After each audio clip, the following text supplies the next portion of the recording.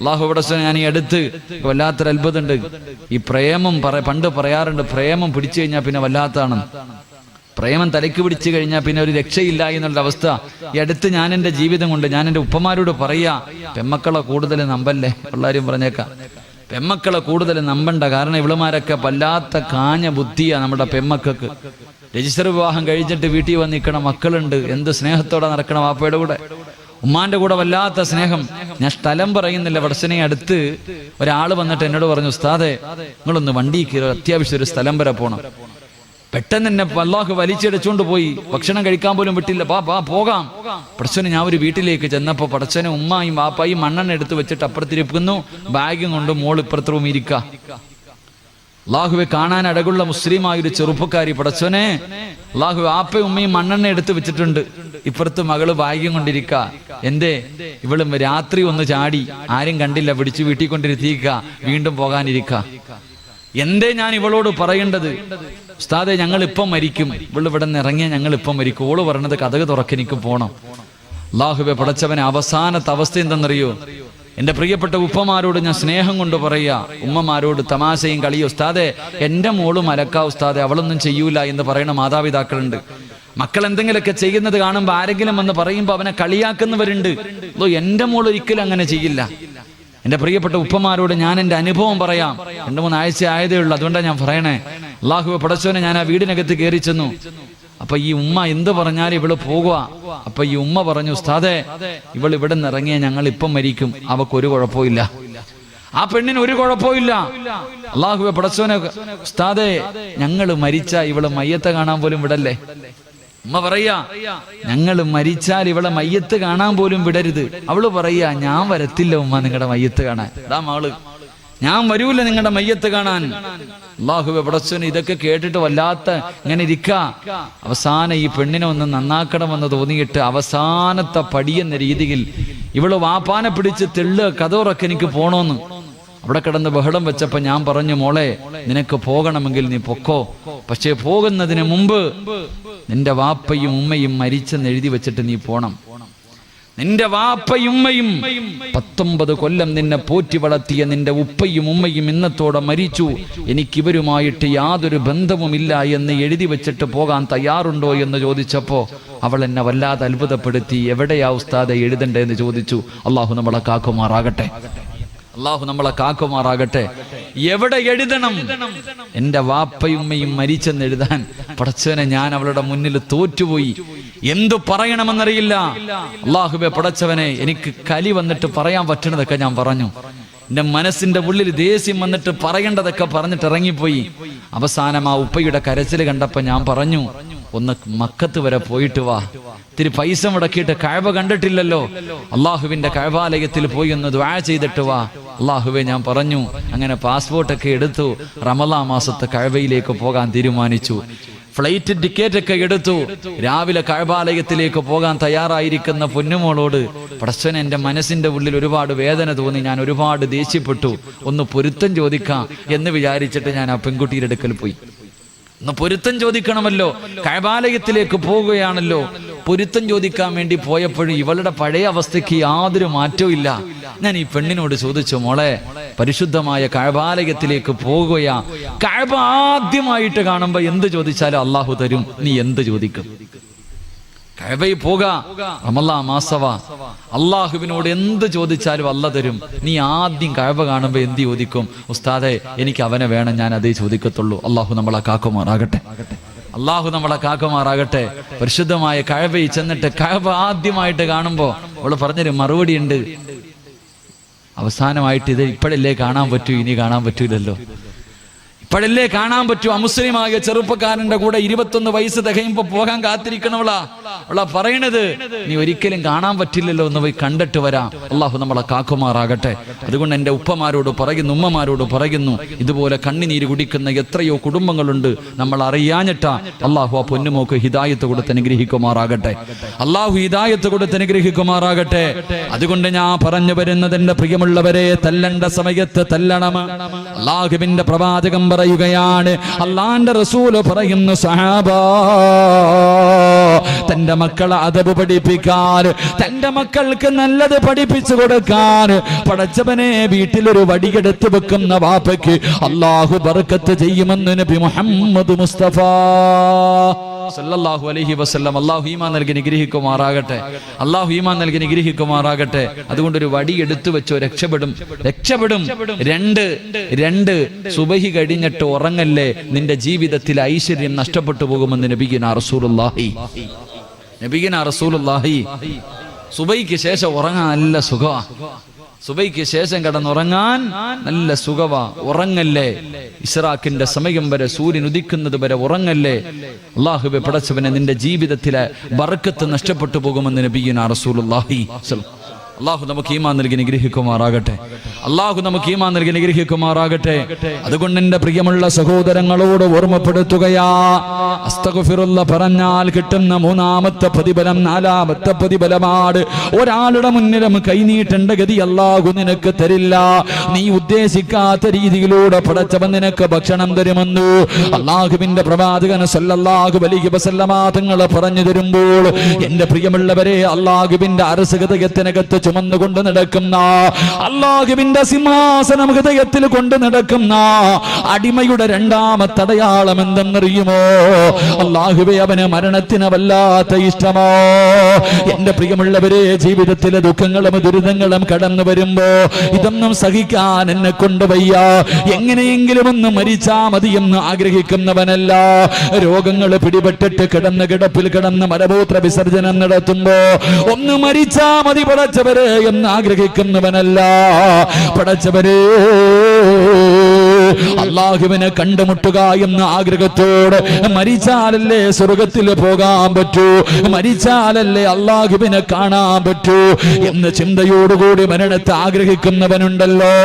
എന്റെ പ്രിയമുള്ളവരെ, ഈ പാതിരാത്രി ഒരുമിച്ച് കൂടി ഓരോ മനുഷ്യന്റെയും ജീവിതത്തിൽ ഏറ്റവും വലിയ അഭിലാഷം സ്വർഗത്തിൽ പോകണമെന്നല്ല, ഹജ്ജിന് പോകണമെന്നല്ല, ഉംറയ്ക്ക് പോകണമെന്നല്ല, റൗള ശരീഫിന്റെ മുറ്റത്ത് പോകണമെന്നല്ല. അലാ മനസ്സിന്റെ ഉള്ളിൽ ഒരു കടുകുമണിയുടെ അളവെങ്കിലും ഈമാനുള്ള ഒരു മനുഷ്യന്റെ ജീവിതത്തിൽ ഏറ്റവും വലിയ ആഗ്രഹം എന്തെന്നറിയുമോ?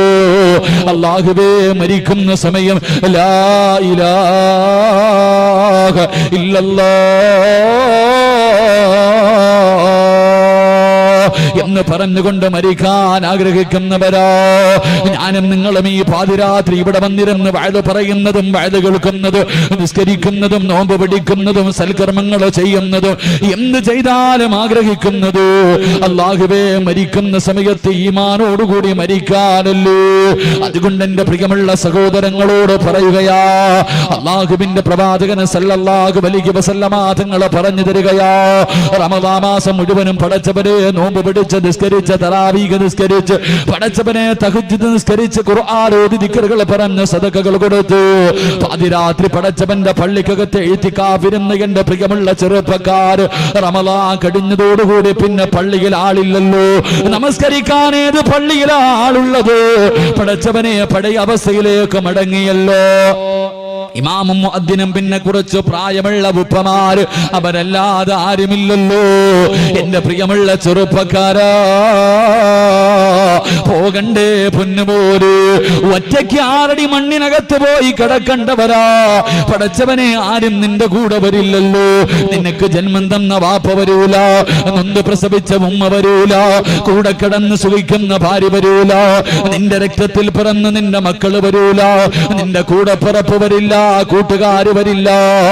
ഒറ്റയ്ക്ക് ഇവിടത്തെ പള്ളിക്കാട്ടില് കൊട്ടാരം പോലെയുള്ള വീട് കളഞ്ഞിട്ട് പച്ച മണ്ണിനകത്ത് പോയി കിടക്കേണ്ടവനാണെന്നുള്ള ഓർമ്മ നിനക്കുണ്ടോ?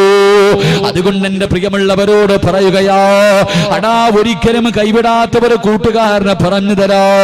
ആര് കൈയൊടിഞ്ഞാല് മരിക്കാൻ കിടക്കുന്ന സമയത്തിൽ ആ ഇലാഹ ഇല്ലല്ലാഹ് പറയാൻ ആള് വേണ്ട, നിന്നെ ഓർമ്മപ്പെടുത്താൻ ആള് വേണ്ട. പടച്ചവനെ, മരിക്കാൻ കിടക്കുന്ന മനുഷ്യന്റെ ചാരത്ത് എല്ലാവരും പോയിരുന്നിട്ട് പറയും ലാ ഇലാഹ ഇല്ലല്ലാഹ് അവിടെന്ന് പറഞ്ഞു കൊടുക്കുമല്ലോ. എന്റെ പ്രിയമുള്ള ചെറുപ്പക്കാരാ, ആരും നിനക്ക് പറഞ്ഞു തരണ്ടടോ. അസ്രായീൽ അലൈഹിസ്സലാമിന്റെ നെറ്റിത്തടത്തിൽ എഴുതി വച്ചിരിക്കുന്ന ഷഹാദത്ത് കലിമ പറഞ്ഞിട്ട് പടച്ചവന്റെ സ്വർഗത്തിലേക്ക് പച്ചപ്പറവയെ പോലെ പറക്കടോ ചെറുപ്പക്കാരാ. എന്റെ പ്രിയമുള്ള പൊന്നുമോനെ, അസ്രായീലിന്റെ കൂടെ കൂടിക്കോ. ഏറ്റവും നല്ല കൂട്ടുകാരനാണടോ. മരിക്കുന്ന സമയത്ത് ലാ ഇലാഹ ഇല്ലല്ലാഹ് പറയാനുള്ള മോഹമുണ്ടെങ്കിൽ അല്ലാഹുവിന്റെ പ്രവാചകൻ പറയുകയാണ്, അല്ലാഹുവിന്റെ റസൂൽ പറയുകയാ, അല്ലാഹുവേ സുഹൃതാക്കളും പ്രവാചകന്മാരും മുഴുവനും കടന്നു പോകാൻ ആഗ്രഹിക്കുന്ന സ്വർഗത്തിലെ കൊട്ടാരം ഏതെന്നറിയുമോ? അല്ലാഹുവിന്റെ റസൂൽ ചോദിച്ചിട്ട് അവിടെ നിന്ന് പറഞ്ഞു കൊടുക്കുന്ന ഈ കാണുന്ന കൊട്ടാരമുണ്ടല്ലോ, അത് പ്രവാചകന്മാർക്കുള്ളതല്ല, അത് സുഹൃതാക്കൾക്കുള്ളതല്ല. എല്ലാവരും ആ കൊട്ടാരത്തിലേക്ക് പോകാൻ ആഗ്രഹിക്കുന്നവരാ. റസൂലുള്ളാഹിയോട് സഹാബത്ത് ചോദിച്ചു, യാ റസൂലല്ലാഹ്, പിന്നെ ഈ കൊട്ടാരമാർക്കുള്ളതാ നബിയേ? പിന്നെ ഈ കൊട്ടാരമാർക്കുള്ളതാ നബിയേ? അല്ലാഹുവിന്റെ റസൂൽ പറയുന്നു, സഹാബാ, അല്ലാഹുവിന് വേണ്ടി പരസ്പരം സ്നേഹിച്ച കൂട്ടുകാരുണ്ടല്ലോ, അള്ളാഹിന് വേണ്ടി പടച്ചവന്റെ തൃപ്തിക്ക് വേണ്ടി പരസ്പരം സ്നേഹിച്ച കൂട്ടുകാരുണ്ടല്ലോ, ആ കൂട്ടുകാർക്ക് അള്ളാഹു കൊടുക്കുന്ന പ്രതിഫലമാണെന്ന് നബി മുഹമ്മദ് മുസ്തഫ. അങ്ങനെ ഒരു കൂട്ടുകാരനുണ്ട്. എന്നാ ദിവസവും നിന്നെ കാണുമ്പോ എടാ എന്ന് സുബഹി നമസ്കരിച്ചോ എന്ന് ചോദിക്കുന്ന ഏതെങ്കിലും ഒരു കൂട്ടുകാരൻ നമുക്കുണ്ടോ? എടാ എന്ന് നീ നിസ്കരിച്ചിട്ടുണ്ടോ? ഏതെങ്കിലും ഒരു വഖത്ത് കളയാക്കിയോ? നീ ഇന്ന് സുബഹി നമസ്കരിച്ചിട്ടുണ്ടോ എന്ന് ചോദിക്കുന്ന ഒരു കൂട്ടുകാരനുമില്ല. എങ്കിൽ എന്റെ പ്രിയമുള്ളവരെ, അസ്രായീലിനെ കൂട്ടുകാരനാക്കിക്കോ. അസ്രായീലിന്റെ പേര് കേൾക്കുന്നത് പോലെ പേടിയല്ലോ, അസ്രായീലിന്റെ പേര് കേൾക്കുന്നത് പോലെ പേടിയല്ലോ. എന്തിനാ പേടിക്കുന്നത്? റൂഹ് പിടിക്കാൻ മാത്രമല്ല അസ്രായീൽ വരുന്നത്. നിന്റെ റൂഹ് പിടിക്കാൻ വരുന്ന അസ്രായീലിനെ നിനക്ക് കാണാൻ ആഗ്രഹമുണ്ടോ ചെറുപ്പക്കാരാ? നാളെ കാണാമടാ പൊന്നുപോര്. വേണമെന്ന് വെച്ചാ നാളെ രാവിലെ നിനക്ക് കാണാൻ കഴിയും ചെറുപ്പക്കാരാ. നിന്റെ റൂഹ് പിടിക്കാൻ വരുന്ന അസ്രായീലിനെ കാണാൻ ആഗ്രഹമുണ്ടോ? ഇന്ന് വയല് കടിഞ്ഞ് പിരിഞ്ഞ് വീട്ടിൽ പോയി കിടന്നുറങ്ങിയിട്ട് നാളെ രാവിലെ പടച്ചവരെ പള്ളിയുടെ മിനാരത്തിൽ നിന്ന് അസ്സലാത്തു ഖൈറും മിനൻ ഇടയത്താഴം കടിക്കാ റമദാനിൽ എഴുന്നേറ്റപ്പോ കേട്ടതാ. പിന്നെ ഒരാഴ്ച ഈ ബാങ്ക് വിളിക്കുന്നത് കേൾക്കാത്ത ചെറുപ്പക്കാരുണ്ട്. പൊന്നുമോനെ, നാളെ രാവിലെ അലാറം വെച്ചിട്ട് എഴുന്നേക്കണമടാ. റൂഹ് പിടിക്കാൻ വരുന്ന നിന്റെ കൂട്ടുകാരനെ കാടോ. അസ്രായീൽ എന്ന മലക്കിനെ കാണാൻ ആഗ്രഹമുണ്ട്. രാവിലെ എഴുന്നേക്കണം പൊന്നുമോര്. എന്നിട്ട് നല്ല വസ്ത്രങ്ങൾ ധരിച്ചിട്ട് അല്ലാഹുവേ ഇവിടത്തെ പള്ളിയിലേക്ക് നടക്കുകയാണ്, ഇവിടത്തെ പള്ളിയിലേക്ക് നടക്കുകയാ. ഈ ഒരുമിച്ച് കൂടിയ ഓരോ ചെറുപ്പക്കാരനും നാളെ രാവിലെ സുബഹി നമസ്കരിക്കുന്നതിന് വേണ്ടി ഇവിടത്തെ പള്ളിയിലേക്ക് കടന്നു ചെന്നിട്ട് വെളിയിലെ പൈപ്പിൽ നിന്ന് ഉളവെടുക്കുകയാണ്. എന്നിട്ട് സുബഹി നമസ്കരിക്കുന്നതിന് വേണ്ടി അല്ലാഹുവേ പള്ളിക്കകത്തേക്ക് കടക്കുമല്ലോ. വലത് കാല് വെച്ച് കയറുമല്ലോ, വലത് കാല് വെച്ച് കയറുമല്ലോ. എന്റെ പ്രിയമുള്ള ചെറുപ്പക്കാരാ, അല്ലാഹുവിന്റെ പള്ളിക്കകത്തേക്ക് അല്ലാഹുവിന്റെ പള്ളിക്കകത്തേക്ക് സുബഹി നമസ്കരിക്കാൻ വലത് കാലെടുത്ത് പള്ളിക്കകത്തേക്ക് വെക്കുമ്പോ ഒന്ന് കണ്ണ് തുറന്ന് നോക്കടാ പൊന്നുപോരെ, ഒന്ന് കണ്ണ് തുറന്ന് നോക്കടാ ചെറുപ്പക്കാരാ. നിൽക്കുന്നുണ്ടടാ ചിരിക്കുന്ന മുഖത്തോട് വെള്ള വസ്ത്രം ധരിച്ചു പള്ളിയുടെ കവാടത്തിൽ നിന്നെയും കാത്ത് നിൽക്കുകയാ. പള്ളിക്കകത്തേക്ക് കടന്നു ചെല്ലുന്ന നിന്നെ സലാം പറഞ്ഞിട്ട് അസ്രായീൽ കെട്ടിപ്പിടിച്ചിട്ട് പറയുന്നു, മോനെ ഈ നമസ്കാരം മരിക്കുവോളം നിലനിർത്തടോ, ഈ നമസ്കാരം മരിക്കുവോളം നിലനിർത്തടോ. അല്ലാഹുവേ നിലനിർത്തിയാ എന്നെ ഇതുപോലെ കാണാമോനെ. സക്കറാത്തിന്റെ അവസ്ഥയിൽ കിടക്കുമ്പോ ജീവിതത്തിന്റെ അവസാന ദിവസമുണ്ടല്ലോ, ആ ദിവസം എന്നെ ഇതുപോലെ നിനക്ക് കാണാൻ കഴിയുമെന്ന് പള്ളിയിൽ നമസ്കരിക്കാൻ പോകുന്ന ഓരോ ആണിനെയും കെട്ടിപ്പിടിച്ചിട്ട് മലക്കുൽ മൗത്ത് ഓരോ ദിവസവും 5 പ്രാവശ്യം പറയുമെന്ന് റസൂലുള്ളാഹി തങ്ങളെ പഠിപ്പിക്കുമ്പോ എന്റെ പ്രിയമുള്ള ചെറുപ്പക്കാരാ, നമസ്കരിക്കാൻ മടിയാ. പടച്ചവന്റെ പള്ളിക്കകത്ത് നമസ്കാരം നടക്കുമ്പോ റോഡിലൂടെ നടക്കുന്നവരുണ്ടല്ലോ, പള്ളിയുടെ മുന്നിലൂടെ നടക്കുന്നവരുണ്ടല്ലോ, പള്ളിയുടെ ചാരത്തുള്ള കടക്കകത്തിരിക്കുന്നവരുണ്ടല്ലോ. എന്റെ പ്രിയമുള്ള പൊന്നുമോരെ, രക്ഷപ്പെടില്ലടാ. മലക്കുൽ മൗത്ത് നിന്റെ കടയുടെ മുന്നിലോ നിന്റെ വീടിന്റെ മുന്നിലോ വന്നിട്ട് പറയുന്ന പടച്ചവനെ മറന്നുകൊണ്ടിരുന്നോടാ. അള്ളാഹു ചെയ്തു തരുന്ന അനുഗ്രഹങ്ങൾ മുഴുവനും രണ്ട് കൈയും നീട്ടി സ്വീകരിച്ചിട്ട് നന്ദികേട് കാണിച്ചു കൊണ്ടിരുന്നു. ഒരു ദിവസം ഞാൻ വരുമടാ, ഒരു ദിവസം ഞാൻ വരുമടാ. അന്ന് എന്നെ കണ്ടുകൊണ്ട് പേടിച്ചുകൊണ്ട് കിടന്ന കിടപ്പിൽ കിടന്ന് മലമൂത്ര വിസർജനം നടത്തിയിട്ട് മൃഗങ്ങളെ ചാകുന്നത് പോലെ ചാകാ തയ്യാറെടുത്തു എന്ന് അസ്റായിൽ ഇന്നത്തെ ദിവസം 5 പ്രാവശ്യം പലരോട് പറഞ്ഞിട്ടുണ്ട്. അതുകൊണ്ട് എന്റെ പ്രിയമുള്ള ചെറുപ്പക്കാരോട് പറയുകയാ, റസൂലുള്ളാഹി തങ്ങൾ പറയുകയാണ്, അല്ലാഹുവിന്റെ റസൂൽ പറയുകയാ, ഇമാം ബുഖാരി റഹ്മത്തുള്ളാഹി റിപ്പോർട്ട് ചെയ്ത ഹദീസിൽ കാണാം, ഇന്ദ റഅസ് റജുലൻ മിനൽ അൻസാർ, സക്കറാത്തിന്റെ അവസ്ഥയില് മരണത്തോട് മല്ലടിച്ചുകൊണ്ട് കിടക്കുന്നവര് ചെറുപ്പക്കാരന്റെ തലയുടെ ഭാഗത്ത് ഈ പ്രപഞ്ചം തന്നെ സൃഷ്ടിക്കാൻ കാരണക്കാരനായ അഷ്റഫുൽ ഖൽഖ് നബി മുഹമ്മദ് മുസ്തഫ സല്ലല്ലാഹു അലൈഹി വസല്ലമ തങ്ങൾ നിൽക്കുകയാ. മരണത്തോട് മല്ലടിക്കുന്ന ചെറുപ്പക്കാർ റസൂലുള്ള തലയുടെ ഭാഗത്ത് നിൽക്കുമ്പോ അതാ വരുന്നു മലക്കുൽ മൗത്ത് അസ്റായീൽ. അല്ലാഹുവേ, എന്തൊരു കോലമെന്നറിയുവോ, എന്തൊരു ഉയരമെന്നറിയുവോ. പടച്ചവരെ, തീപന്തം ശരീരത്തിൽ നിന്ന് നാവിലൂടെ പടച്ചവരെ തീയാട് ഭയാനകമായ രൂപത്തിൽ മലക്കുൽ മൗത്ത് ഇറങ്ങി വരികയാ. റസൂലുള്ള പേടിച്ച് കരഞ്ഞു പോയി, കൈകാല് തളർന്നു പോയി.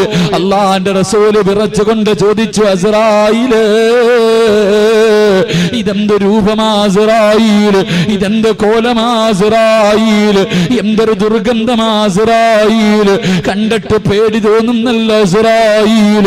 നിനക്കൊന്ന് നല്ല രീതിയിൽ വന്നുകൂടെ, നിന്റെ നല്ല രൂപത്തിൽ വന്നുകൂടെ. ഈ കിടക്കുന്നത് കാഫിറല്ലല്ലോ, ഈ കിടക്കുന്നത് ഒരു മുസ്ലിമാണല്ലോ. അല്ലാഹുവിന്റെ പ്രവാചകനെ ചോദിക്കുമ്പോ മലക്കുൽ മൗത്ത് പറയുന്നു, യാ റസൂലല്ലാഹ്, ഇവനൊരു പരിഗണനയുമില്ല, ഇവനോടൊരു സ്നേഹവുമില്ല, ഇവനോടൊരു കരുണയുമില്ല, ഇവനോടൊരു പരിഗണനയും കാണിക്കില്ല. ആര് പറഞ്ഞാൽ ഇവനോട് ഞാനൊരു സ്നേഹവും കാണിക്കില്ല. കാരണം എന്തേ എന്ന് ചോദിക്കുമ്പോ അവിടുന്ന് പറയുന്നു, നബിയേ, ഓരോ ദിവസം 5 പ്രാവശ്യം ഇവനോട് ഈ ദിവസത്തെ കുറിച്ച് ഞാൻ പറഞ്ഞു കൊടുത്തതാ നബിയേ. ഇവൻ അനുസരിച്ചില്ല, ഇവൻ നന്നായില്ല, ഇവൻ എന്നെ കളിയാക്കിയവനാ, ഞാൻ പറഞ്ഞപ്പോ പുച്ഛിച്ച് തള്ളിയവനാ. അതുകൊണ്ട് ഇവനോടൊരു പരിഗണനയുമില്ല.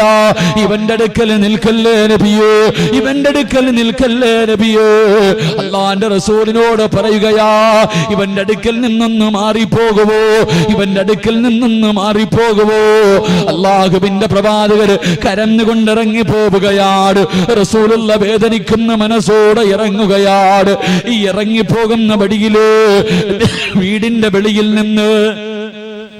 വെളിയിൽ നിന്ന് അല്ലാഹുവിന്റെ റസൂല് ചോദിച്ചു, അസ്റായീലേ, ഈ ലോകത്താരോടെങ്കിലും നിനക്ക് സ്നേഹമുണ്ടോ? ഈ ലോകത്താരോടെങ്കിലും നിനക്ക് സ്നേഹമുണ്ടോ? ആരുടെയെങ്കിലും റൂഹ് പിടിക്കാൻ പോകുന്ന സമയത്ത് നീയൊന്ന് പുഞ്ചിരിക്കുമോ അസ്റായീൽ? അല്ലാഹുവിന്റെ പ്രവാചകം ചോദിക്കുമ്പോ അസ്റായീൽ പറയുന്നു, യാ റസൂലല്ലാഹ്, എനിക്കൊരു കൂട്ടുകാരനുണ്ട് നബിയേ, എനിക്കൊരു ആത്മാർത്ഥ സുഹൃത്തുണ്ട് നബിയേ. അവന്റെ റൂഹ് പിടിക്കാൻ പോകുന്നത് എങ്ങനെയെന്നറിയുമോ? ഇന്നല്ലദീന തതവഫാഹുമുൽ മലായികതു തയ്യിബീന യഖൂലൂന സലാമുൻ അലൈക്കും. അല്ലാഹുവിന്റെ ഖുർആൻ പറയുകയാ, അസ്റായീലിന്റെ കൂട്ടുകാരന്റെ റൂഹ് പിടിക്കാൻ 5 നേരം കളയാകാതെ നിസ്കരിക്കുന്നവന്റെ റൂഹ് പിടിക്കാൻ അസ്റായീൽ വീടിന്റെ കവാടത്തിന്റെ മുന്നിൽ വന്നിട്ട് അവിടുന്ന് പറയുന്നു, അസ്സലാമു അസ്സലാമു അലൈക യാ വലിയല്ലാഹ്. അവിടുന്ന് സലാം പറയുകയാ. വെള്ള വസ്ത്രം ധരിച്ചു പടച്ചവനെ തന്റെ കൂടെ വരുന്ന മലക്കുകൾ മുഴുവനും വീടിന്റെ കവാടത്തിൽ നിന്ന് സലാം പറയുകയാണ്. അകത്തേക്ക് കടന്നു. റൂഹ് പിടിക്കാൻ തുടങ്ങി.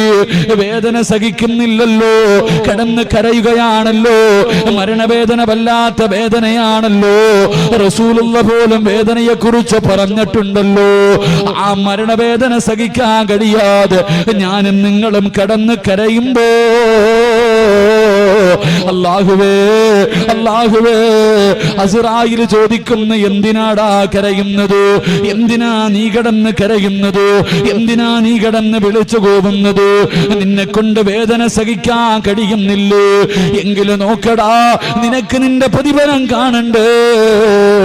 ഇന്നല്ലദീന ഖാലൂ റബ്ബുനല്ലാഹ്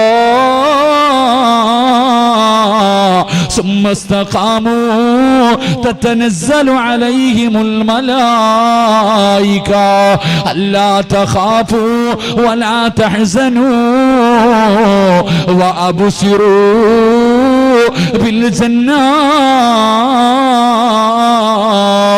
പടച്ചവന്റെ പള്ളിയുടെ മിനാരത്തിൽ നിന്ന് ബാങ്കിന്റെ ശബ്ദം കേൾക്കുമ്പോ രോഗം പിടിച്ചിട്ടും പോയി നിസ്കരിച്ച വാപ്പാ, എന്റെ പ്രിയമുള്ള ചെറുപ്പക്കാരാ, നിന്റെ കൂട്ടത്തിൽ നിന്റെ കൂട്ടുകാർ പള്ളിയിൽ കയറാതെ കളിക്കാൻ വിളിക്കുമ്പോ പൊന്നുമോനെ എനിക്കെന്റെ റബ്ബാണ് വേണ്ടതെന്ന് പറഞ്ഞുകൊണ്ട് പള്ളിയിലേക്ക് കടന്നു ചെന്നു നമസ്കരിച്ച ചെറുപ്പക്കാരാ കാണാമടാ. സക്കറാത്തിന്റെ അവസ്ഥയിൽ കിടന്ന് വേദന സഹിക്കാൻ കഴിയാതെ കിടന്ന് പൊട്ടിക്കരയുമ്പോ അസ്റായിൽ ചോദിക്കുകയാ, എന്തിനാ നീ കരയുന്നത്? എന്തിനാ നീ പേടിക്കുന്നത്? എന്തിനാ കടന്ന് വിളിച്ചു പോകുന്നത്? മോനെ കാണണ്ട്, നിനക്ക് കിട്ടുന്ന പ്രതിഫലം കാണണ്ട്, നിന്റെ ജീവിതത്തിന്റെ ഏറ്റവും വലിയ അഭിലാഷം കാണണ്ട്. വഅബ്ശിറൂ ബിൽ ജന്നാ, സ്വർഗമിങ്ങനെ കാണിച്ചു തരികയാ, സ്വർഗമിങ്ങനെ കാണിച്ചു തരികയാ. സക്കറാത്തിന്റെ അവസ്ഥയില് മരണത്തോട് മല്ലടിക്കുന്ന സമയം സ്വർഗം കാണാനുള്ള ഭാഗ്യവാ. റബ്ബേ, റസൂലുള്ള പറയുകയാണ്, ശൈത്താന് വല്ലാത്ത കോപമാ, ശൈത്താന് വല്ലാത്ത കോപമാ.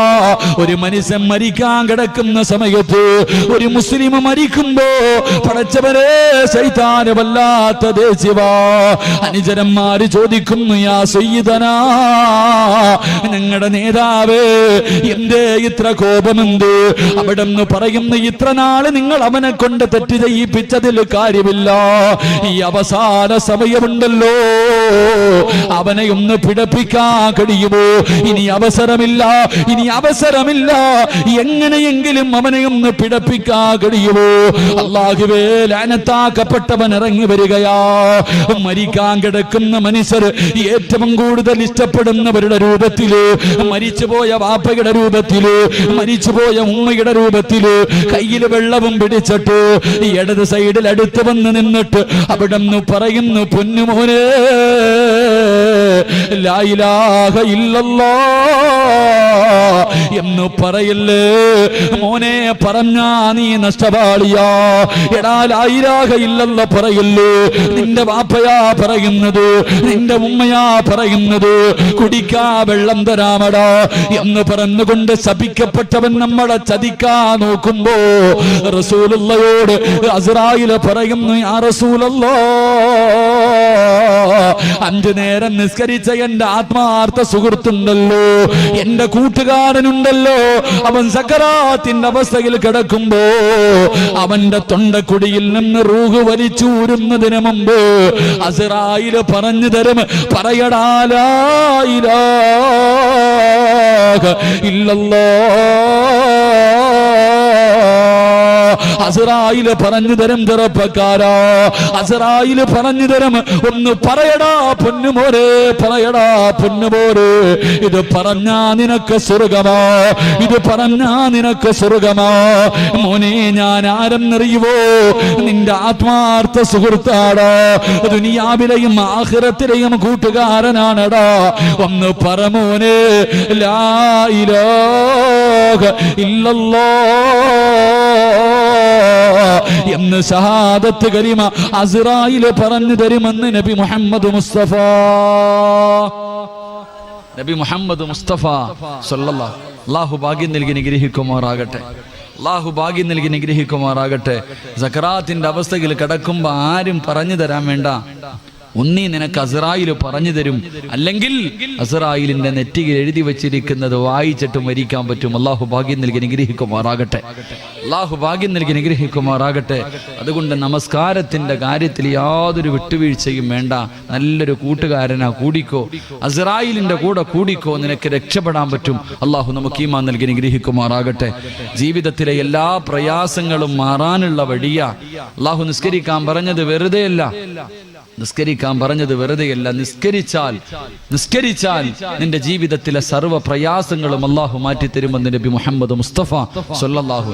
അതുകൊണ്ട് എൻ്റെ പ്രിയമുള്ള സഹോദരങ്ങളെ, അല്ലാഹുവിന്റെ അർശ് ഹൃദയത്തിനകത്ത് ചുമന്നുകൊണ്ട് നടക്കുന്ന അടിമയുടെ രണ്ടാമത്തെ അടയാളം അവന് മരണത്തെ ഇഷ്ടമാണെന്ന് നബിയുനാ റസൂലുള്ളാഹി. അല്ലാഹു നമുക്ക് ഈമാൻ നൽകി നിഗ്രഹിക്കുമാർ. നിർത്താറായോ? ഇടയ്ക്ക് ഇവിടെ എന്തോ തിന്നാൻ എന്തോ കൊടുത്ത്, എന്താ കൊടുക്കണുണ്ട്? എന്താ കൊടുത്തേ? വാത് കേൾക്കാൻ വന്നവർക്ക് ബിസ്ക്കറ്റ് എല്ലാം ഉണ്ട്. വാത് പറയണവന് പച്ചവെള്ളം പോലും ഇല്ല. അടികൊള്ളുന്നത് ചെണ്ട, പണം വാങ്ങുന്നത് മാര. ബിസ്ക്കറ്റൊക്കെ തിന്ന്, കുഴപ്പമൊന്നുമില്ല. ഞാൻ സ്വർഗത്തിൽ പോയി തിന്നോളാം. സ്വർഗത്തിൽ ആദ്യമായിട്ട് തിന്നാൻ കൊടുക്കുന്ന ഭക്ഷണം ഏതാ? സ്വർഗത്തിൽ ആദ്യമായിട്ട് തിന്നാൻ കൊടുക്കണ ഭക്ഷണം അറിയോ? അല്ല, മീനിന്റെ കരള. അള്ളാഹു തിന്നാൻ ഭാഗ്യം നൽകി അനുഗ്രഹിക്കുമാറാകട്ടെ. നിങ്ങളൊക്കെ ഇവിടെ ഇരുന്ന് ബിസ്ക്കറ്റ് തിന്നോ, ഞാൻ അവിടെ പോയി മീനിന്റെ കരള് തിന്നോളാം ഇൻഷാ അല്ലാഹ്. അള്ളാഹു നമുക്കൊക്കെ ഭാഗ്യം നൽകി അനുഗ്രഹിക്കുമാറാകട്ടെ. ഇൻഷാ അല്ലാഹ് അരമണിക്കൂറും കൂടെ ഇരുന്നോ, 11 മണി ഇൻഷാ അല്ലാഹ്. അരമണിക്കൂർ കൂടെ അള്ളാഹു ബർക്കത്ത് ചെയ്യുമാറാകട്ടെ. അള്ളാഹു ബർക്കത്ത് ചെയ്യുമാറാകട്ടെ. സല്ലല്ലാഹു അലാ മുഹമ്മദ്.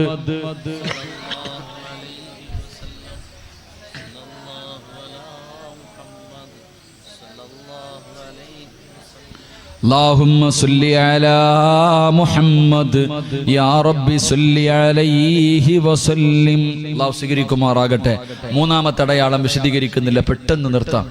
മൂന്നാമത്തെ അടയാളം അവന്റെ ജീവിതത്തിലെ ഏറ്റവും വലിയ ആഗ്രഹം.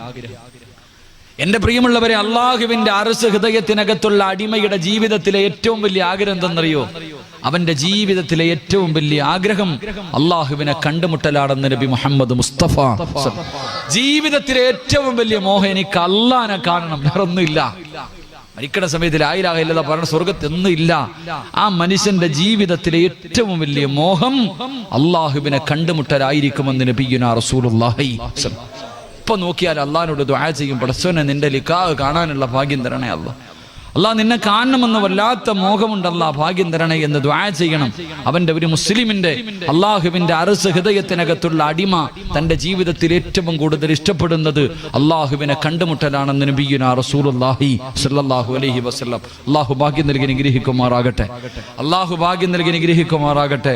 അള്ളാഹുവെ പടച്ചവനെ, ഈ സദസ്സിൽ ഇരുന്നതിന്റെ ബർക്കത്ത് കൊണ്ട് മരിക്കുന്നതിന് മുമ്പ് അള്ളാഹുവെ നിന്റെ പരിശുദ്ധമായ കഅബ കാണാൻ ഞങ്ങൾക്ക് എല്ലാവർക്കും നീ ഭാഗ്യം നൽകണേ തമ്പുരാനെ. അല്ലാഹുവേ ഭാഗ്യം നൽകണേ റഹ്മാനെ, ഭാഗ്യം നൽകണേ റഹ്മാനെ. എല്ലാവർക്കും ഒന്നും പറ്റൂല പോകാൻ. ഉംറയ്ക്ക് പോകാൻ എല്ലാരെ കൊണ്ടും പറ്റും, ഹജ്ജിന് പോകണമെങ്കിൽ എല്ലാരെ കൊണ്ടും പറ്റൂല. ഹജ്ജിന് പോകണമെങ്കിൽ എല്ലാരെ കൊണ്ടും പറ്റൂല. 27-ാം രാവിന്റെ അന്ന്, ലൈലത്തുൽ ഖദറിന്റെ അന്ന് രാത്രി തനസ്സലുൽ മലായിക. എന്റെ പ്രിയമുള്ളവരെ, റസൂലുള്ളാഹി സ്വല്ലല്ലാഹു അലൈഹി വസല്ലം തങ്ങളെ തൊട്ട് റിപ്പോർട്ട് ചെയ്യുന്ന ഹദീസിൽ കാണാം, അബൂജഹലിന്റെ മകൻ അല്ലാഹു റിപ്പോർട്ട് ചെയ്യുന്ന ഹദീസിൽ കാണാം, തനസ്സലുൽ മലായിക. അതിന്റെ തഫ്സീർ എടുത്ത് നോക്കുമ്പോ കാണാം 27-ാം ലൈലത്തുൽ ഖദറിന്റെ രാത്രി ഈ വർഷം അല്ലാഹുവിന്റെ കഅബയിലേക്ക് എത്തേണ്ടവരുടെ പേര് ആ മലക്കുകൾ എഴുതിയെടുക്കുമെന്ന് നബിയുനാ റസൂലുള്ളാഹി. അള്ളാഹുവിന്റെ ഭവനത്തിൽ പോകേണ്ടവരുടെ പേര് ലൈലത്തുൽ ഖദറിന്റെ രാത്രി എഴുതിയെടുത്തിട്ടുണ്ട്. അള്ളാഹു ആ പേരിൽ നമ്മുടെ പേരൊക്കെ ഉൾപ്പെടുത്തി അനുഗ്രഹിക്കുമാറാകട്ടെ. ഈ വർഷം ഹജ്ജിന് പോകണമെന്ന് എനിക്ക് ആഗ്രഹമുണ്ട്, നിങ്ങളൊക്കെ സഹായിക്കണം. അള്ളാഹു അവിടെ എത്താൻ ഭാഗ്യം നൽകി അനുഗ്രഹിക്കുമാറാകട്ടെ. ഇങ്ങനെ വേണ്ട, ഇങ്ങനെ സഹായിച്ചാൽ മതി. ആരും പൈസ ഒന്നും തന്ന് സഹായിക്കണ്ട, ദുആ ചെയ്ത് സഹായിച്ചാൽ മതി. അള്ളാഹു നമ്മളെയൊക്കെ അവിടെ എത്തിക്കുമാറാകട്ടെ. അള്ളാഹു അവിടെ എത്തിക്കുമാറാകട്ടെ. ഈ ചിലരോട് ഹജ്ജിന് ഉംറയ്ക്ക് അല്ല പൈസയൊക്കെ ഉണ്ട്, ഉസ്താദന്മാര് ചോദിക്കും ഹജ്ജിനൊന്ന് പോകണ്ടേ, ഉംറയ്ക്കൊന്ന് പോകണ്ടേ? ആദ്യം പറയണ മറുപടി എന്തെന്ന് നോക്കണം, നമ്മൾ ചോദിക്കണം, ആരോടെങ്കിലൊക്കെ ചോദിക്കണം ഹജ്ജിന് ഉംറയ്ക്കൊക്കെ പോകണ്ടേ എന്ന് ചോദിക്കുമ്പോ ചിലർ ആദ്യം പറയണ മറുപടി ബാധ്യതകളൊക്കെ ഉണ്ട്, അതൊക്കെ ഒന്ന് തീർത്തിട്ട് പോകാം. എന്താ പറയണ മറുപടി? പൈസ ഒക്കെ ഉള്ളവർ, കയ്യിലുള്ളവർ ആദ്യം ചോദിക്കുമ്പോ പറയണ മറുപടി, പടച്ചോനെ ഇത്തിരി ബാധ്യതകളൊക്കെ ഉണ്ട് ഉസ്താദ്, അതൊക്കെ തീർത്തിട്ട് പോകാന്ന്. പടച്ചോനെ ഖിയാമന്നാളായാലും ഓമക്കത്തെത്തൂല. കാരണം അവൻ ഖിയാമന്നാളായാലും എത്തു. കാരണം എന്താ? അവൻ ആഗ്രഹമില്ല. എന്നാ വാടക വീട്ടിലാ കഴിയുന്നേ. ഒരു പാവപ്പെട്ട വാപ്പയോട് ചോദിക്കണോ, വാപ്പ മക്കത്ത് പോണ്ടേ? പോണ ഉസ്താദെ, വാടക കൊടുക്കാൻ പൈസ ഇല്ല വാപ്പപ്പെട്ടന്റെ കയ്യില്. ഒരു മാസത്തെ വാടക കൊടുക്കാൻ പൈസയില്ല. ആ മനുഷ്യനോട് മക്കയിൽ പോകണ്ടേ എന്ന് ചോദിച്ചാൽ ഉടനെ പറയണ മറുപടി, ഉസ്താദെ ആഗ്രഹമുണ്ട് ഉസ്താദെ, ആഗ്രഹം വേണ്ടത്. അള്ളാഹു നമ്മളവിടെ എത്തിക്കുമാറാകട്ടെ. അള്ളാഹു നമ്മളവിടെ എത്തിക്കുമാറാകട്ടെ. പരിശുദ്ധമായ കഅബയിൽ പോകാൻ പൈസ മുടക്കാൻ എല്ലാവർക്കും വലിയ മടിയാ. മക്കത്ത് പോകണം, മദീനത്ത് പോകണം എന്ന് പറയുമ്പോ പൈസ മനുഷ്യ. മഹാനായ ദാവൂദ് നബി അലൈഹിസ്സലാം അള്ളാഹുവിനോട് ചോദിച്ചു, പടച്ചവനെ മക്കയിൽ പോകാൻ പറയുന്നല്ലോ, പോയാൽ എന്ത് കിട്ടും പടച്ചവനെ? നീ കഅബയിൽ പോകണം, പരിശുദ്ധമായ കഅബയിൽ പോകണമെന്ന് നീ പറയുന്നല്ലോ, പോയാൽ എന്ത് കിട്ടും? 3 പ്രതിഫലം കിട്ടുമെന്ന് നബി മുഹമ്മദ് മുസ്തഫ. മക്കത്ത് പോയാൽ കിട്ടുന്ന 3 പ്രതിഫലം: ഒന്ന് ആ മനുഷ്യന്റെ ജീവിതത്തിൽ ചെയ്ത പാപങ്ങൾ അള്ളാഹു പുറത്തു കൊടുക്കും, ഉമ്മ പ്രസവിച്ചതുപോലെ ആക്കി കൊടുക്കും. 2 മക്കത്ത് പോയവർക്കൊക്കെ അറിയാം, എത്ര സുഖമില്ലാത്ത മനുഷ്യനും അവിടെ ചെന്നാ അവൻ ആരോഗ്യം കിട്ടുമെന്ന് നബിയുനാ റസൂലുള്ളാഹി.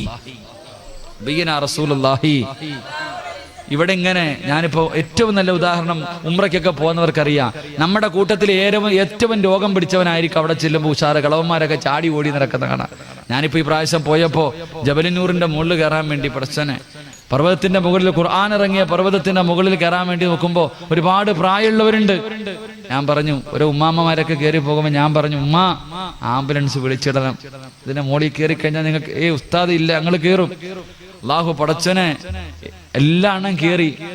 ഞാനാണെങ്കിൽ ഏറ്റവും ചെറുപ്പം ഞാനാ തോന്നുന്നു. ഞാനിങ്ങനെ 3/4% എത്തിയപ്പോ ഒരു ഉമ്മാമ്മ മോളിൽ പോയിട്ട് ഇറങ്ങി വരിക.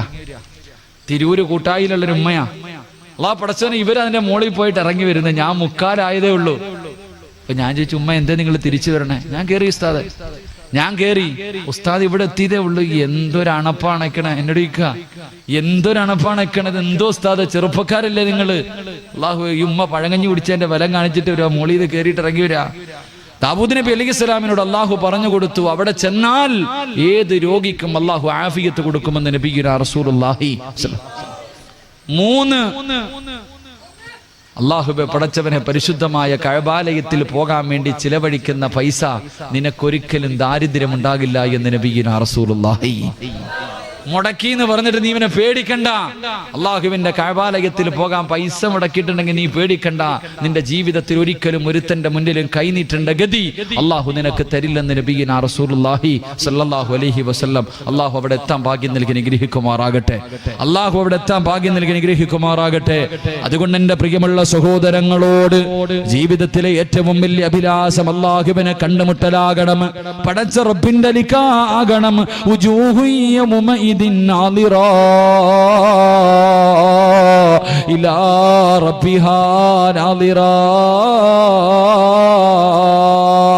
അള്ളാഹുവിന്റെ പരിശുദ്ധമായ ഖുർആൻ പറയുകയാ, നാളെ പടച്ചവനെ സ്വർഗത്തിൽ വെച്ച് കണ്ടിട്ട്, അള്ളാഹുവിന്റെ ലിഖാ കണ്ടിട്ട് ചിരിക്കുന്ന മുഖത്തോടെ നാളെ സ്വർഗത്തിൽ ഒരുമിച്ച് കൂടണ്ട്.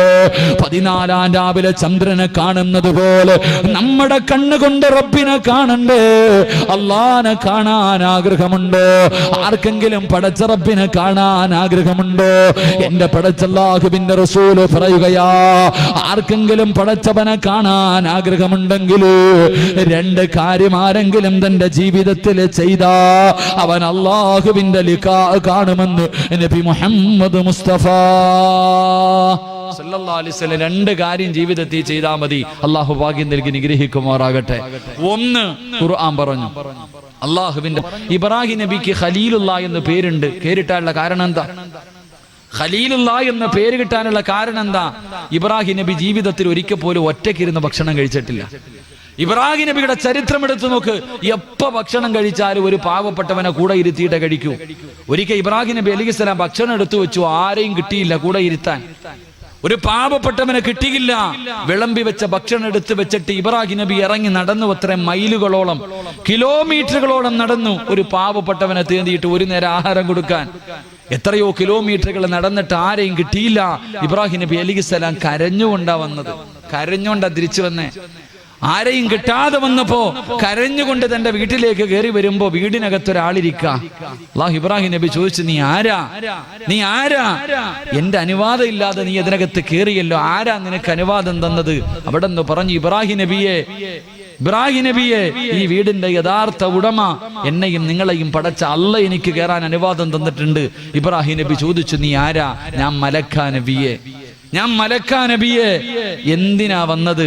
അള്ളാഹു എന്നോട് പറഞ്ഞു, ഈ ലോകത്ത് അള്ളാഹുവിനൊരു ഖലീലുണ്ട്, ആ മനുഷ്യനോട് പറയാൻ വിട്ടതാ.